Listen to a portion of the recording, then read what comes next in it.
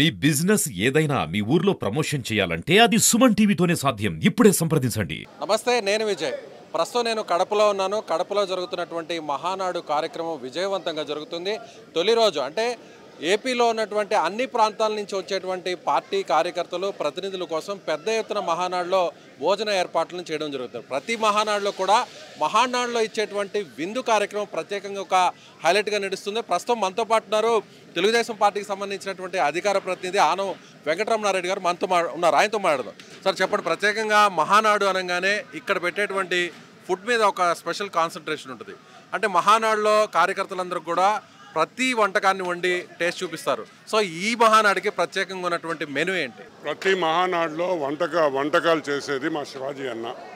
ఇప్పటి నుంచి కాదు, ఎప్పటి నుంచో వంట సెక్షన్ను శివాజీ అన్న. సో కరెక్ట్గా చెప్పాలంటే ఫస్ట్ శివాజీ అన్న చెప్తాడు, అవతల నేను మాట్లాడు. నా పేరు కిలార్ శివాజీ అండి. విజయవాడ నుంచి మేము 2014 నుంచి కూడా ప్రతి మహానాడు మేము కూడా కార్యకర్తలుగా కాబట్టి పండగ వాతావరణంలో ఇది తెలుగుదేశం ప్రతి కార్యకర్తకి పెద్ద పండగ. ఈ పండుగలో మేము పాలు పంచుకుని వారికి ఆతిథ్యం ఇవ్వడం అనేది మా పూర్వజనం సుకృతంగా భావిస్తాం. ఈ పండగ 3 రోజులు ఎన్టీ రామారావు గారి ఇష్టమైనటువంటి చక్కెర పొంగలి, మన అల్లూరియా మైసూర్పాకు, తాపేశ్వరం కాజా, డ్రై ఫ్రూట్ హల్వాలు, స్వీట్లు పెట్టి ఈ రాయలసీమ వాసులకి ఇష్టమైనటువంటి గోంగూర చికెను, దోసకాయ మటను, ఉలవచారు, కోడిగుడ్డు, ఆంధ్ర స్టైల్ చికెన్ కర్రీలతో అనేక రకాల వెజిటేరియన్ 10 రకాల వేరే వెజిటేరియన్ కూరలు అన్నిటితో మేళవించి పసందైన భోజన ఏర్పాట్లు. ఉదయం రాగానే కార్యకర్తలందరికీ ఇవాళ రేపు కూడా నోరు తీపి చేస్తూ రవ్వ కేసరి, పైనాపిల్ కేసరి పెట్టి అక్కడి నుంచి ఇడ్లీ, వడ, మైసూర్ బజ్జీ, పొంగల్, టమోటా బాతు, కాఫీ, టీలు ఇచ్చి మార్నింగు అక్కడి నుంచి లంచ్. సుదూర ప్రాంతాల నుంచి ఇచ్చాపురం టు తడ అక్కడి నుంచి బ్యాగులు వేసుకుని పిల్లల్ని ఎక్కించుకుని మా అన్నగారి పార్టీ అని చెప్పి చెంగున పరిగెత్తుకొచ్చి వాళ్ళందరినీ చూస్తుంటే కడుపు నిండుద్దండి. ఎంతమందికి పెడుతున్నారు భోజనం?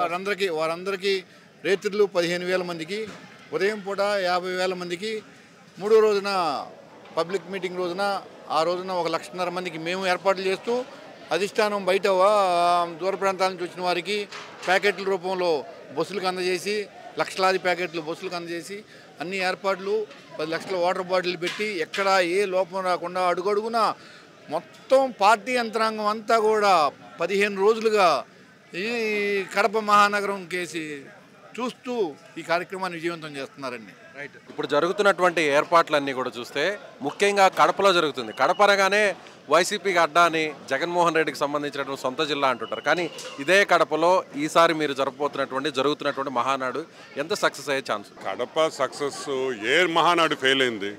ఎప్పుడూ మహానాడు ఫెయిల్ కాదు. ఎందుకంటే మహానాడు అనేది కార్యకర్తల కోసం, నాయకుల కోసం పెట్టే ఈవెంట్. ఆ ఈవెంట్ ఫెయిలియర్ ఎందుకు అవుద్ది? మేము ఎక్కడ పెట్టినా కార్యకర్తలు వస్తారు. బట్ ఎస్, ఈసారి రాయలసీమలో ప్రత్యేక అభిమానం బాబు గారి మీద, లోకేష్ గారి మీద, లోకేష్ పాదయాత్రలో ఇక్కడ వచ్చిన మార్పులు బ్రహ్మాండమైన రిజల్ట్ వచ్చింది. కాబట్టి కడపలో పెడితే ఇబ్బందే. ఎందుకు ఇబ్బంది అంటే అకామిడేషన్ ప్రాబ్లం. ఎందుకంటే వేలల్లో వస్తారు, వాళ్ళందరికీ రూమ్లు కానీ కళ్యాణ మండపాలు కొంచెం తక్కువ ఉన్నాయి. కాబట్టి తక్కువ ఉన్నా కూడా చేయాలి, కొంచెం ఇబ్బంది పడతాం. మన రాయలసీమ, మన కడపలో ఎప్పుడు చేయలేదు కాబట్టి ఇక్కడ చేయడం జరిగింది. వంటకాలకు వస్తే బ్రహ్మాండమైన మటన్ కర్రీ, చికెన్ కర్రీలు, దోసకాయ mutton, Andhra chicken curry, non veg 5-6 items ఉన్నాయి. వెజిటేరియన్ అసలు చెప్పబడలేదు, బ్రహ్మాండంగా ఉంటుంది మా దగ్గర వెజిటేరియన్. అదే కాకుండా వచ్చిన మీటింగ్లో కూర్చున్న ఫ్యాన్లు, లస్సీ, మజ్జిగ ప్యాకెట్లు, వాటర్ ప్యాకెట్లు అయితే ప్రతి 10 అడుగులకి వాటర్ ఉంది.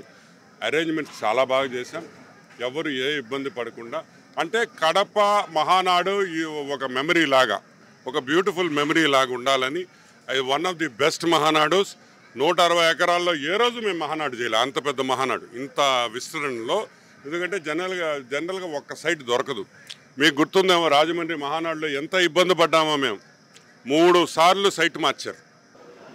అంత ఇరుకు దీంట్లో. ఇప్పుడు చూస్తే ఈ విశాలమైన ప్రదేశంలో ఉంటే నిజంగా చాలా సంతోషంగా. సో సో రాయలసీమ వంటకాలను కూడా ఇందులో తీసుకొస్తున్నారు.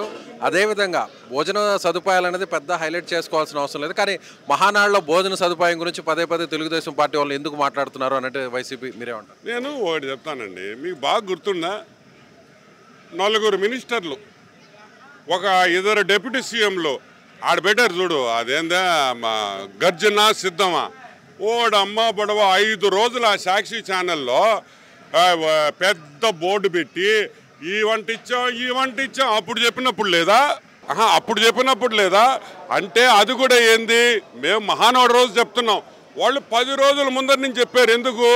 మీరు తిండికి వాసిపోయిండారా అని. మేము తిండికి వాసిపోవాలా, మా కార్యకర్తలు మేము ప్రేమతో పెడతాం, వాళ్ళు ప్రేమతో తింటారు. ఎవరు? వాళ్ళు రోడ్ సైడ్ ఉండి ఉండేవాళ్ళు కాదు మహానాడుకు వచ్చేది. తెలుగుదేశం పార్టీలో ఎన్ని రోజుల నుంచో పనిచేస్తున్న కార్యకర్తలు, మా కుటుంబ సభ్యులకి ఎలా పెట్టాలి భోజనం, మా ఇంట్లో ఎలా పెడతామో మహానాడులో కూడా అలా పెడతాం. సింపుల్. రాష్ట్రం అప్పుల బాధలో ఉంటే మహానాడు కార్యక్రమానికి ఈ విధంగా లక్షల మందికి వంటకాలు, ఈ విధంగా లక్షల మందితో సభ, ఇదంతా అవసరమా?